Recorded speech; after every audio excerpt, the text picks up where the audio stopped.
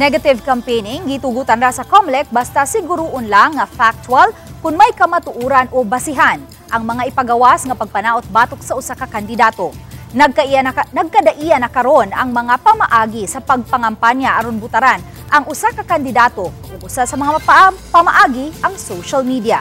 Usa sa sanglitanan mo ang paghisgot sa mga giatubang nga kaso sa usa ka kandidato.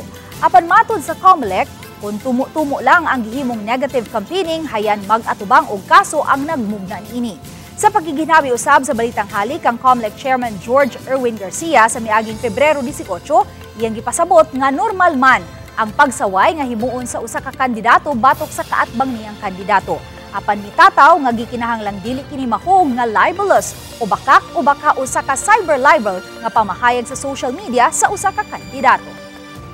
Meaning factual siya niya, tinuod gyud siya. Otherwise, nakaakibat, meaning na doon na say possibility that you will be charged for libel, oral defamation, or cyber libel. Pero yung negative campaigning per se, halimbawa, sinabi mo, mali naman yung kanyang prinsipyong pinapanindigan, hindi naman tama yan. O kaya yung posisyon niya sa issue ng West Philippine Sea ay hindi tamang posisyon. Yan po, Sir Rafi, negative campaigning yan. At wala po yung pinag-uusapan na violasyon sa ating batas katulad ng libel, cyber libel o oral defamation. Okay po.